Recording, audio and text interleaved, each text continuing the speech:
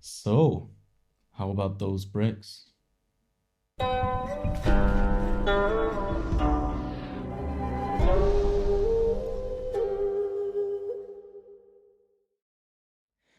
This is nannuoshan, I am Siggy, and we are here today to talk about Anhua Hei Cha.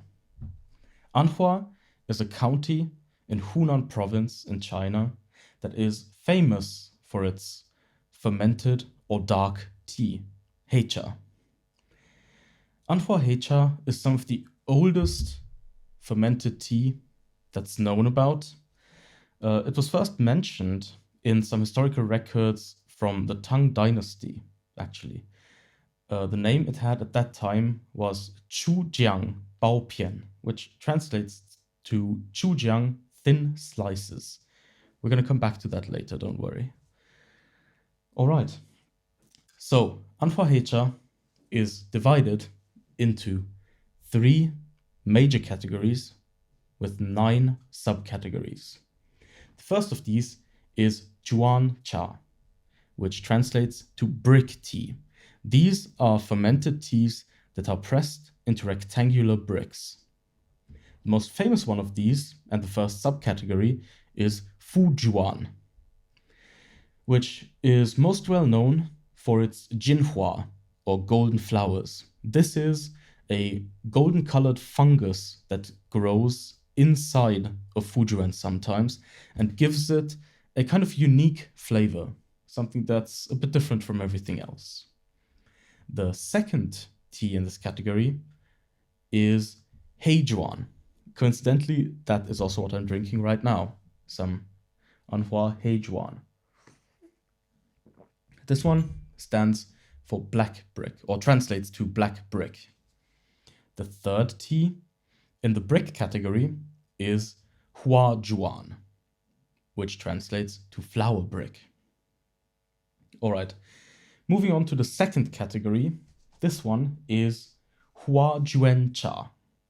It's named after the Huajuan, which is a certain type of twisted steamed bun. Now, the teas in this category all come wrapped into a cylindrical bamboo basket. And the 3 subcategories here are Qian Liang Cha, Liang Cha, and Shi Liang Cha. Liang, in the name of these teas, refers to the tile, which is a traditional Chinese commercial measurement unit of between 35 and 40 grams. Because of that, if we go back to the names, it paints a very clear picture of what these are supposed to mean.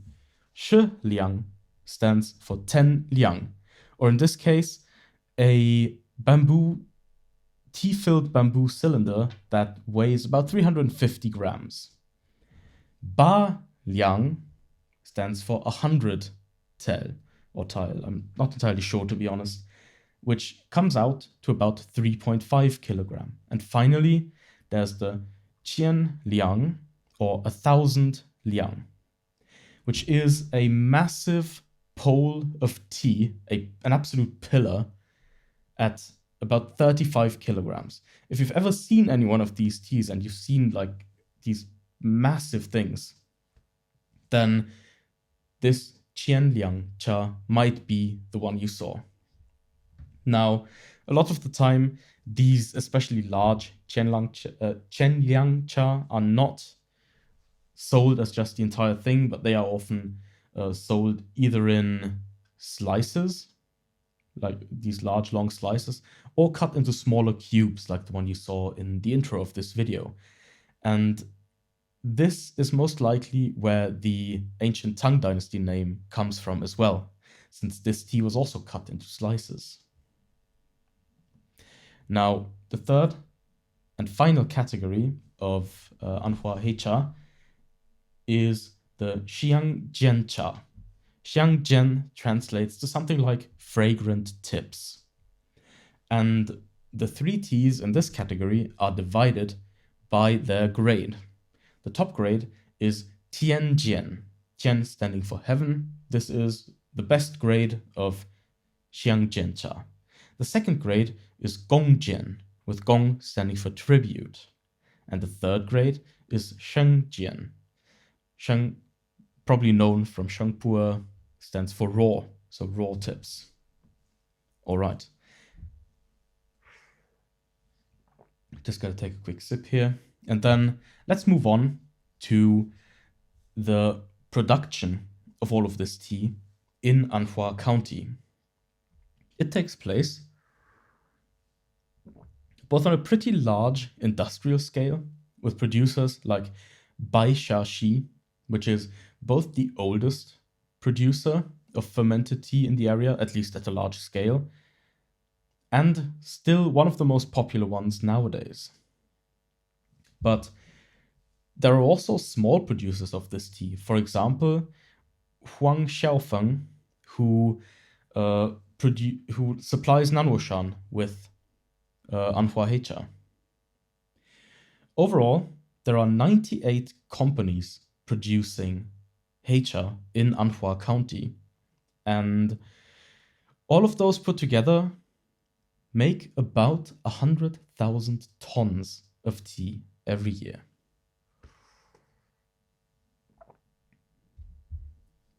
Now, the grades of these teas vary depending on the pickings that went into them.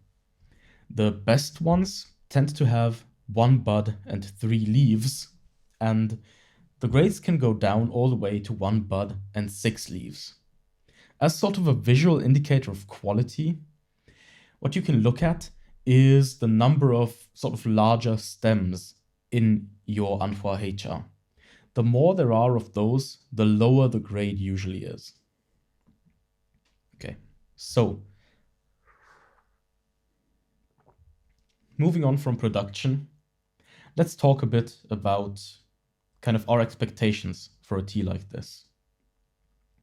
Anhua Hei Cha, just like most other Hei Cha fermented teas, is meant to be aged. As such, this tea can sit around for a long time, and it's going to undergo a very long process of development. Its flavor is going to change over time, and you can keep drinking it for years and years, especially those big, like 35 kilogram pillars. Those probably last a lifetime, if not more.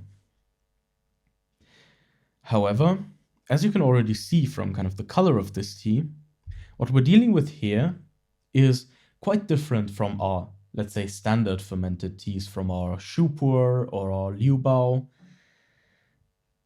This is much milder in flavor, and the fermentation on it is much, much lighter.